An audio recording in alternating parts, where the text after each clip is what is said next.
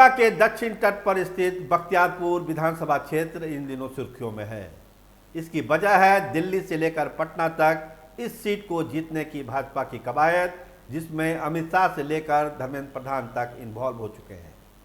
तो क्या बिहार में जो बख्तियारपुर सीट है उसमें भाजपा अपना चेहरा बदलने वाली है? क्या 20 के हार का बदला 25 में लेने के लिए अमित शाह भी सीरियस हैं और धर्मेंद्र प्रधान भी सीरियस हैं? होगा क्या इस सीट पर? आंकड़ों पर जाइए तो हम यही जानते हैं कि जो 15 की लड़ाई हुई थी उसमें रणविजय सिंह जो है चुनाव जीते थे भाजपा के। उन्होंने अनिरुद्ध यादव आरजेडी को हरा दिया था।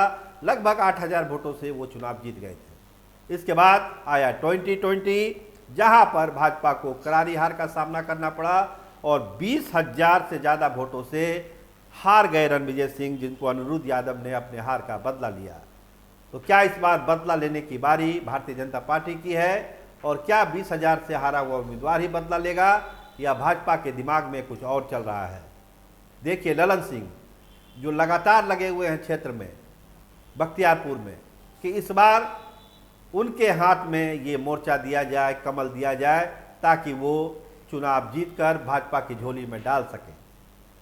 तैयारी भी उनकी है, लेकिन क्या भाजपा उनके नाम पर गंभीरतापूर्वक विचार कर रही है कि रणविजय सिंह की जगह पर ललन सिंह को टिकट दिया जाए?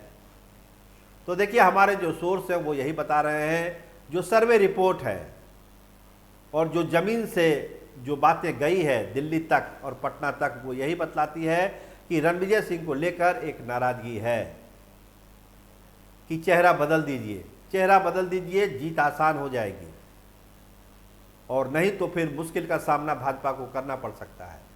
तो क्या एक इसी लाइन पर, इसी फीडबैक पर भाजपा विचार कर रही है, सोच रही है कि क्या करना चाहिए, नहीं करना चाहिए?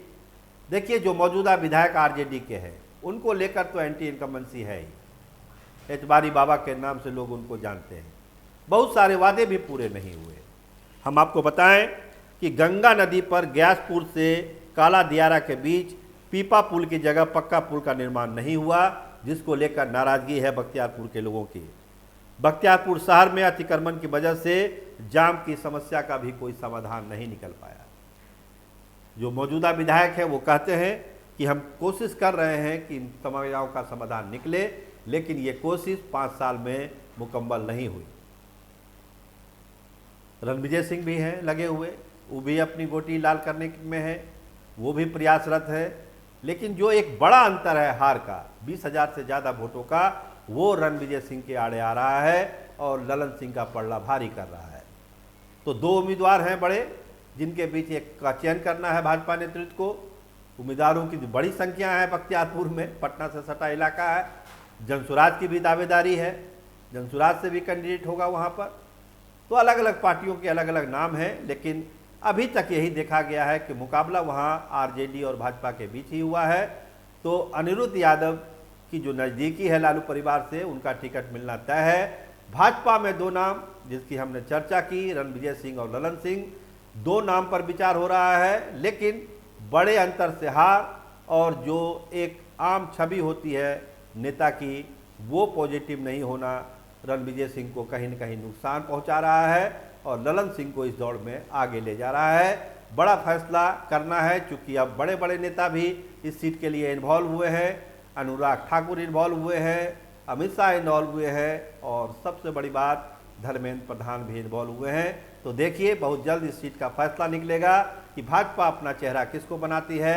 आप देखते रहिए स्टार टीवी बिहार। आपका बहुत धन्यवाद, आपका बहुत बहुत शुक्रिया।